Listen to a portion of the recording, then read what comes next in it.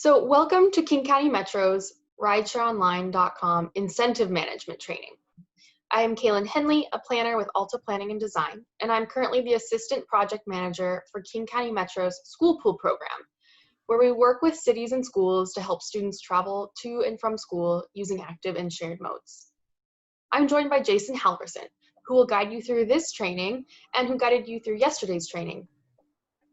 This training is the second RideshareOnline.com training, incentive management.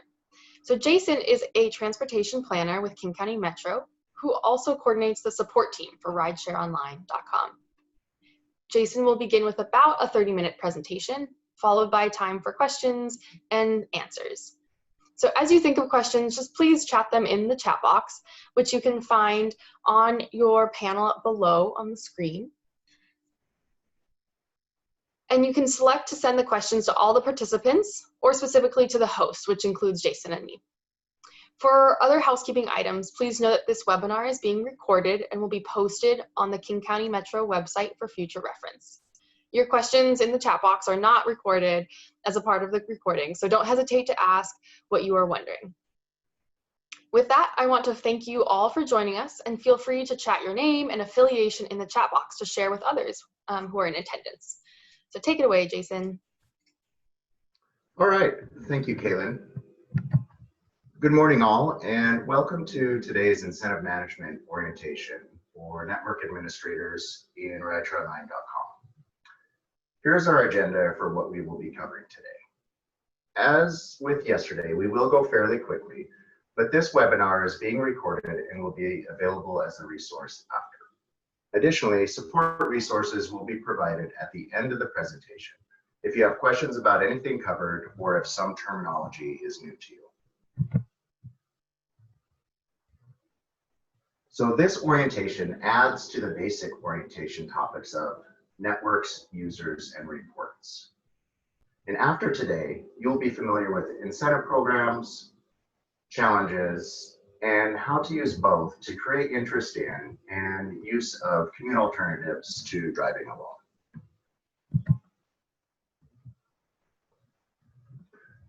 So why do network administrators use incentive programs? Quite simply, whether they're using random drawings for mode-specific incentives or fostering competition through challenges, incentive programs can boost participation in CTR efforts, which can be then reported out on for their network within the platform.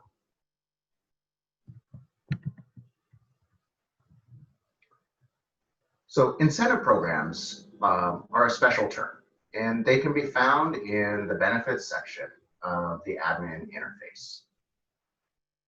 The term is used to describe a feature within RideshareOnline.com that consists of two component parts, rewards and incentives. And you can't create an incentive without first having a reward in the system. So we'll start with rewards first.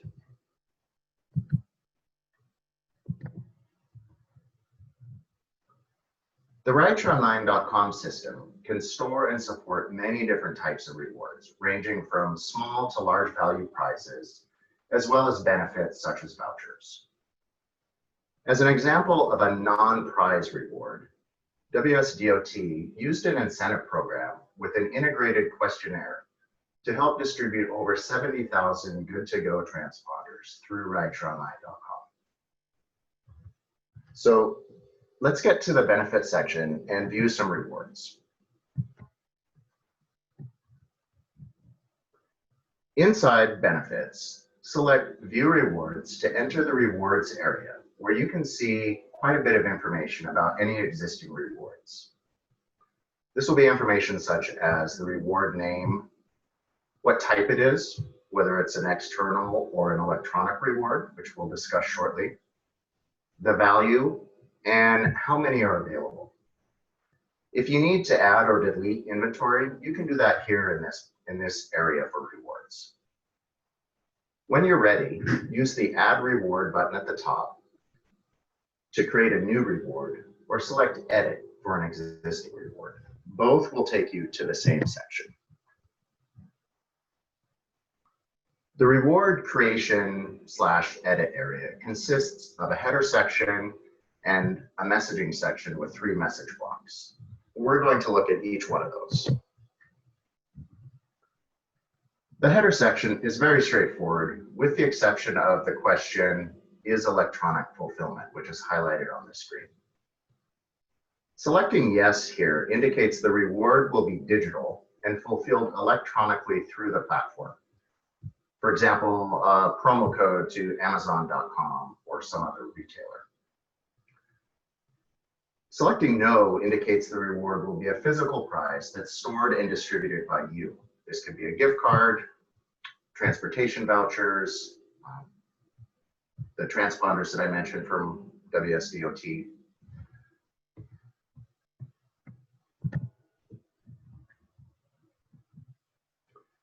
The messaging blocks is where you will enter the information that tells winners what they've won, how to get it, and who to contact with questions. Once you've filled in your messages, you save the reward to return to the reward page where you can add your inventory. Now let's revisit the reward message we looked at in the basic orientation to see how those message blocks appear to users.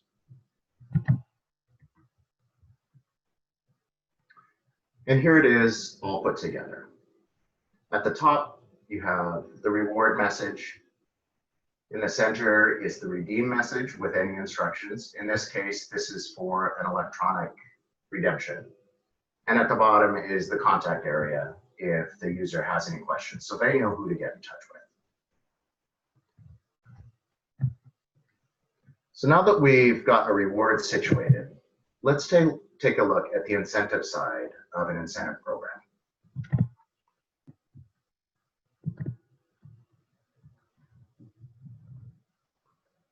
With a reward in place, back in the benefits section, it's time to put the incentive together that will give users a chance to win the reward. Like the rewards area, you can also see which incentive programs are currently offered. Select the Add Incentive button at the top to create a new incentive or edit incentive for an existing incentive program. For today's orientation, we'll select Edit Incentive for the drawing test incentive.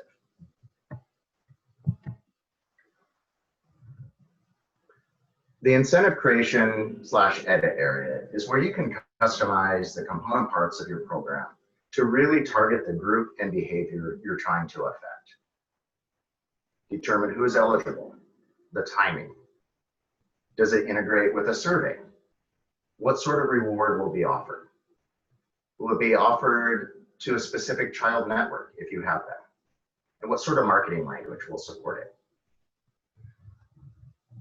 Let's take a closer look at each one of these parts.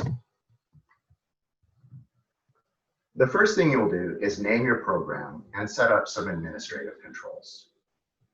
Determine whether you will show the incentive to users. This is by far the most common choice. I don't think I've run across any incentive programs that do not show the incentive. If you want to set up a random drawing, you'll select yes to show the request link. If you select no, everyone gets a reward who meets the criteria that we're about to look at next. Linked incentives, while less common, are where a second or third incentive program does not become available until you have achieved, or until the user has achieved the one before it. Contact the support team for help with these tiered programs.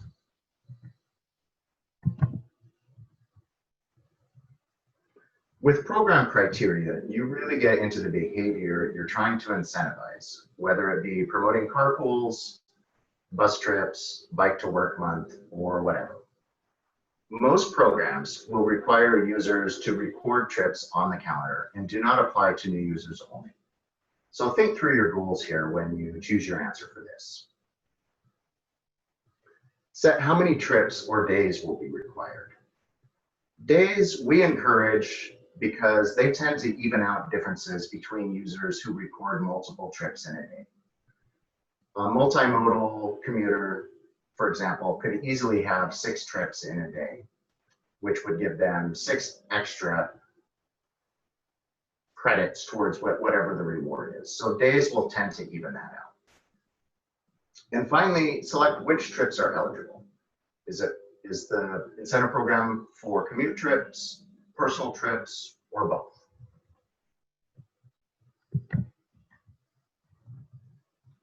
When will your incentive program run? Set your time frame and type here. It's good to show the incentive as soon as you can to build interest.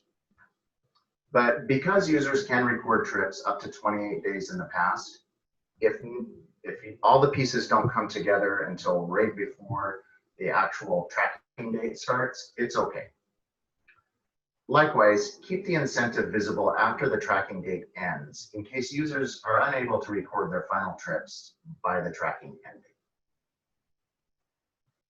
And finally, will you hold one drawing?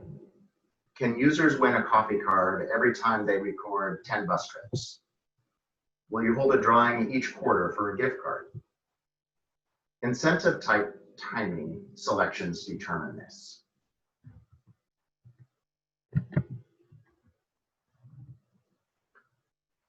If you recall my earlier mention about the good-to-go transponders, here's where WashDOT set that up. By creating an incentive program where users were directed to a short survey about travel habits along I-405, qualified users were prompted for their mailing information. Reports were provided to the distribution house and used to send out over 70,000 transponders. So this is, I think, a great example of how the flexibility of the system can support really effective out-of-the-box programs.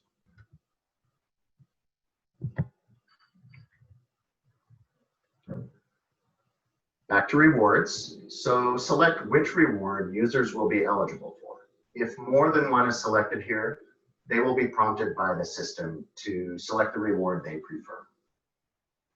Rideshare Online does a great job with inventory. So if there is a catalog of rewards and those run out, what is offered will show accordingly. Put a fun graphic in and enter any marketing language that will show to users when they are looking at their available rewards. As seen here in this user view screenshot.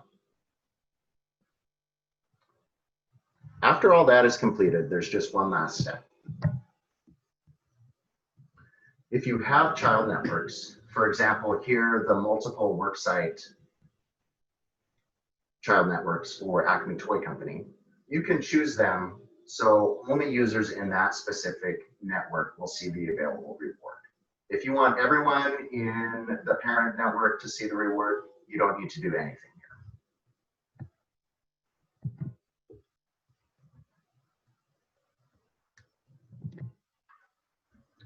All right, to recap from the user perspective, what we just went through, here is how everything just discussed from the name, timing, and criteria to the marketing language shows up for the user.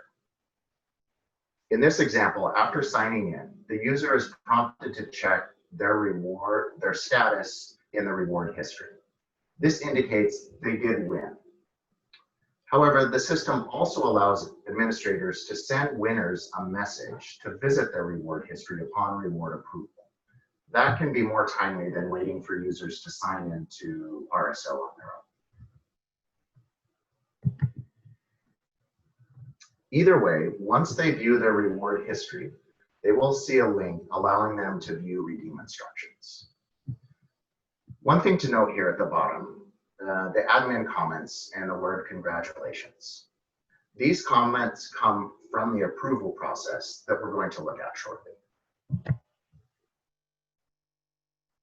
And so here we are back at the redeem instructions, which we've seen before. This is, again, what the user sees.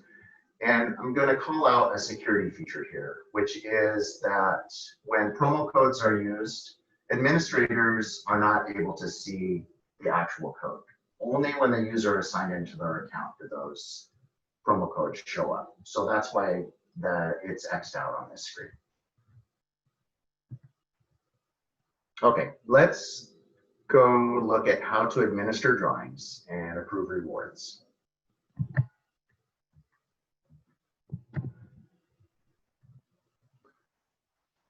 When it comes time to hold your drawing or approve reward winners, you simply select Manage Incentive once you're back in the benefits section.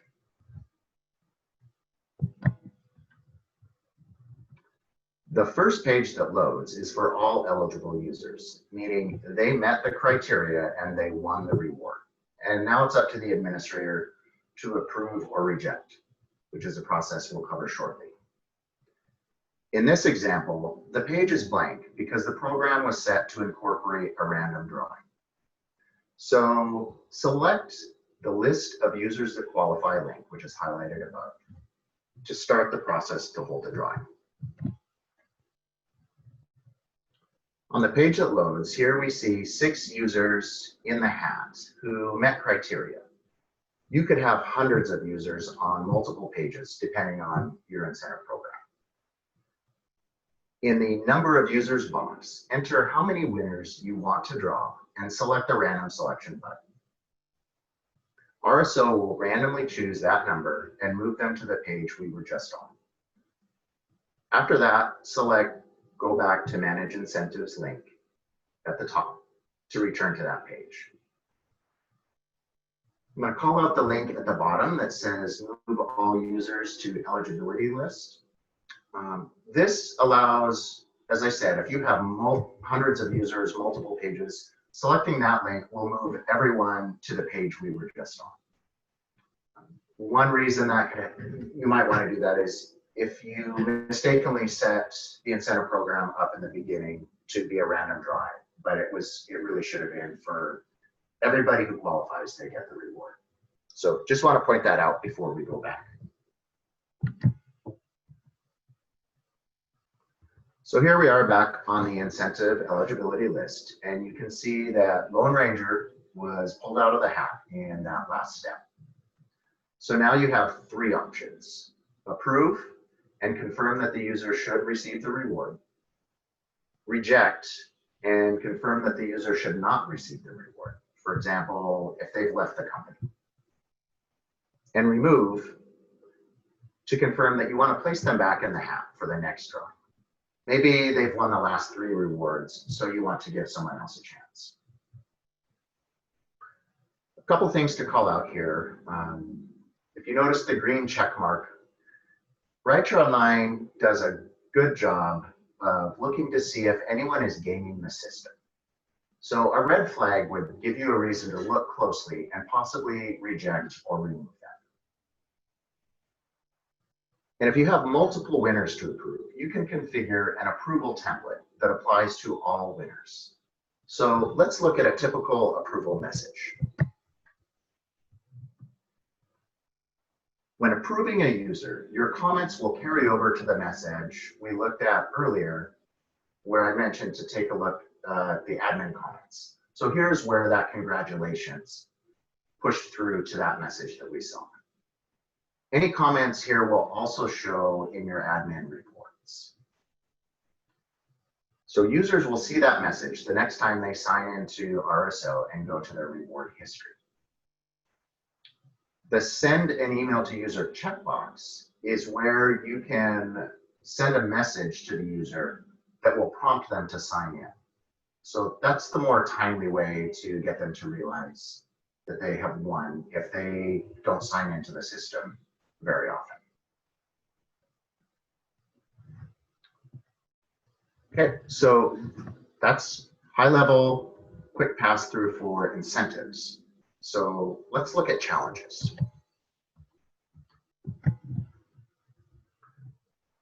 Challenges are an organic and somewhat informal way to foster non-SOV modes through competition.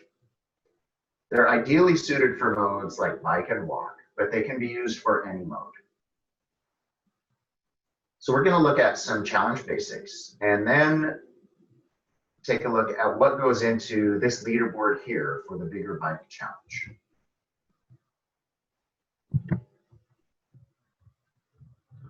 First off, a few important details to remember about challenges or to be aware of. Rewards cannot be applied to a challenge. So essentially the winner here gets bragging rights. Teams can be created by users or administrators, and users can participate as individuals in the challenge or on a team. And any challenge member can join any team.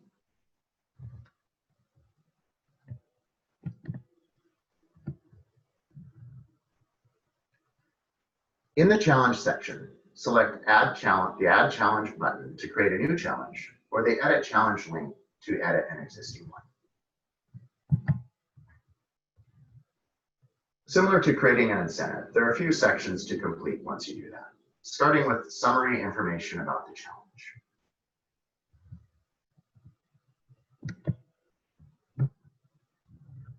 From there, you will define your criteria. Start with your team size. Smaller is better because it tends to create good team chemistry. Decide if there is a goal that teams and individuals are trying to reach, or if it is open-ended. That is, whoever has the most of the criteria at the end. The goal is for everyone participating. So if 5 people have 100 miles each, that would be 50% towards the 1,000-mile goal. And is the challenge based on trips or non-SOB miles? As a bike challenge, miles work great here. And you can also select for commute, personal, or both types of trips. Again, for a bike challenge, both is great.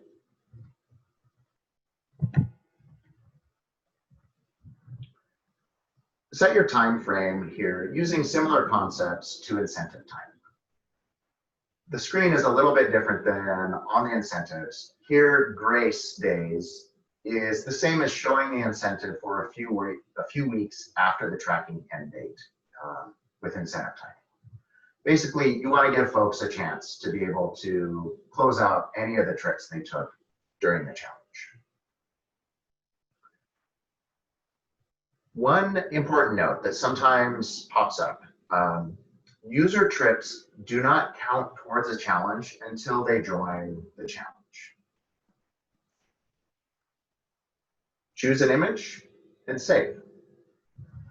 And then we'll look at what users see when they decide to join a challenge. The user dashboard, which is covered in the basic orientation, is where users are prompted to join a challenge. If no challenges exist in their network, the prompts that we see here will not show. Because of word-of-mouth nature inherent to challenges, many users join after being told or challenged by a friend. Upon selecting the challenge they wish to join, users are taken to their join and setup page.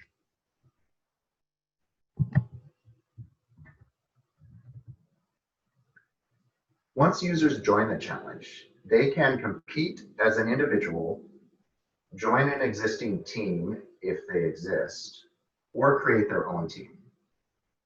And again, only trips recorded after this process is complete will be included in the challenge.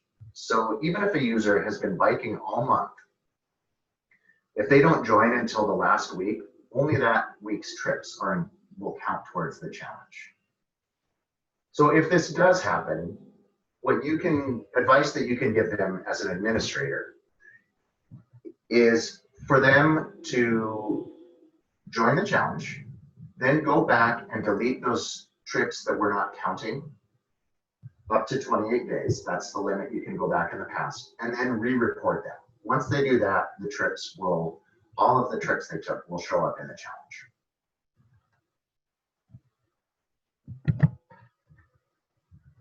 So here's another look at the leaderboard that is available to kind of tie all this together. Users and administrators can select different views depending on if they want to look at individuals, teams, or the overall view we have right here. So here we see that Bogey is the top individual achiever with 199 miles, while the team Charlie and the Cranks is leading teams with 200 miles. So note that Bogey's Bike Bandits only have 185 miles and 18 trips. That's different than Bogey as an individual, and that shows that Bogey recorded 2 trips as an individual before creating his team. So that just kind of highlights, again, the importance of both being in a challenge before you start recording your trips, and likewise the same for teams. If you're recording trips before you're on a team, those trips will count towards you as an individual, but not towards the team that you're on.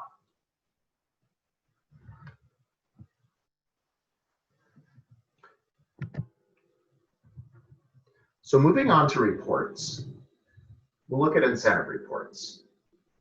Most administrators will use the incentive request report and the reward distribution report more than any others. The incentive eligibility list report is essentially handled when administrators manage their incentive and view the list we looked at earlier of users who qualify and meet criteria. And because RSO handles inventory so well, the reward history report isn't commonly used.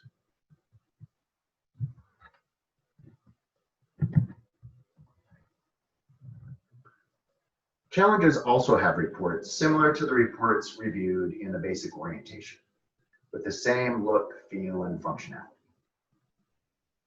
Here we can see mileages each Bigger Bike Challenge participant has recorded from January through essentially July. If you look up at the header, it tells, again, it identifies the network, or I'm sorry, it identifies that it's the Bigger Bike Challenge. It says when the report was run, and it gives you the time period the report's being run for. Then you have information about the modes, the purpose, the minimum trips, etc. That was all defined when the challenge was set up. And then the output of the participants. And again, this can all be exported to Excel and saved off of the Rideshare Online platform into a network folder at your location. So as mentioned in BASIC, there are many different reports that can be generated for each network. We really encourage you to feel free, click around, try them all. You're not going to cause any problems by running a report with data that's in the system. And don't hesitate to contact support if you have any questions about that. And speaking of support, much like the basic orientation, we've covered a lot of detail very quickly. So here's some support information. And as a reminder, this orientation was intended to be a summary to cover the most common aspects of network administration and give you a glimpse as to what you can do and expect from the system with incentive programs, challenges, and reporting. We know your needs may vary, so the support team is always happy to help with personalized network-specific support. Especially with incentive programs, we very commonly will have brainstorm sessions with network administrators to, before they set up their incentive program, talk through goals, try and understand really what they're trying to achieve. And we're happy to take time to put some good work in the beginning to set up an incentive program that is effective at achieving the goals that the network wants to achieve. So as always, we can be reached at support@rideshareonline.com or by phone, Monday through Friday, 8 a.m. to 5 p.m. at 206-625-4500. And there's also a knowledge base with detailed manuals and help articles that has been created by the vendor, which can be found at the link that's shown above. There's also a test training database that is separate from the live production platform of Rideshare Online, where once network administrators have been granted access, they can create and test incentive programs and challenges without fear of sending out communications to live people that are in the production system. So that's my portion of the show. Again, as Kaylin said, thank you very much for joining us, taking time out to become more familiar with Rideshare Online. Kaylin, did we have any questions that came through in the chat?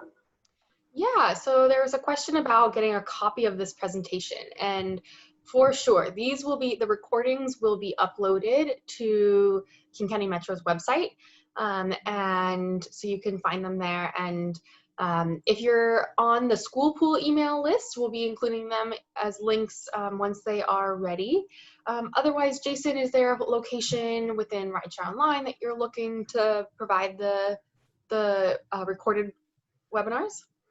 Right. Once we have the recordings all set up and ready to go, we will send out communication to our regional network administrators and let them know the location of those. And then any network administrator that contacts us, obviously we'll be able to point them in the right direction or help them out with that as well.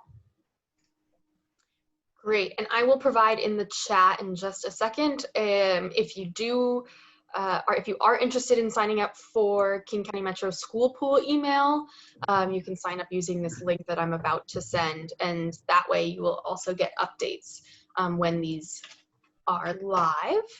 And then Jason, I'm wondering if you could, in conclusion, just kind of lay out how kind of just revisit how does an incentive program and incentives, what's the relationship between an incentive program, reward, and challenge, and just kind of capture that again for us all. Okay, sure, I can do that. Let me scroll back through the presentation here, if I can do that. Oh, okay, so just as a reminder here, the admin view is broken up into sections, and this header will show on every page that an administrator is in within the system. And benefits are where incentive programs, incentives and rewards are found, and challenges are found underneath the challenges. And then the basic orientation covers users, networks, and reports. So benefits, incentive programs are separate, completely separate from challenges, though they're very similar. And so within the benefits section, sorry, I'm scrolling very fast.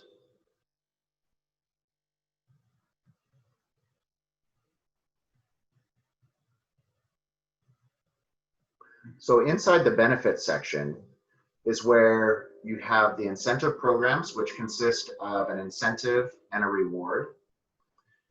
And the incentive program is just that. It's a program that uses those two components to incentivize behavior.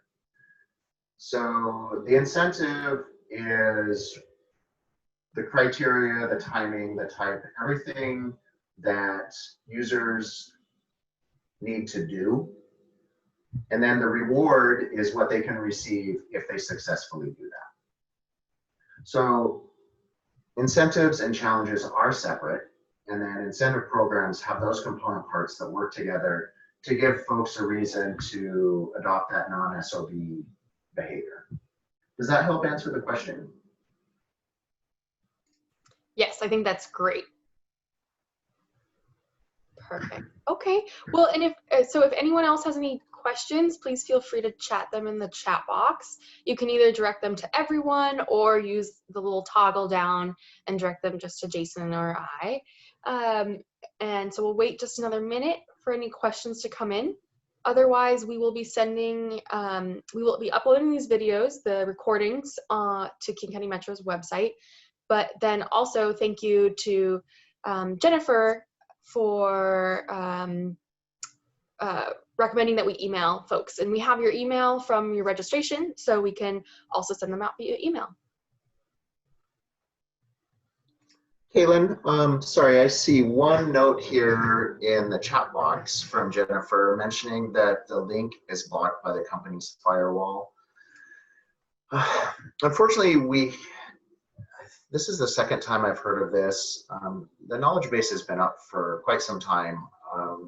I guess my suggestion for that would be, if you have access outside, if you have internet access outside, perhaps, you might be able to access the link. If not, contact us at support, and depending on which manual you want to look for, or if there's something that we can send you from the knowledge base, we'll be happy to do that.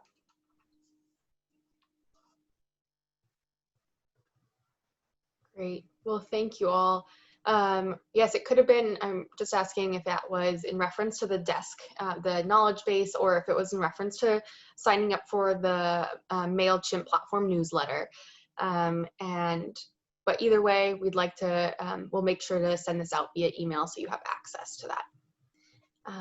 And with that, it seems like no one else has any questions, but Jason's available as well as his team to follow up in the future. So thank you.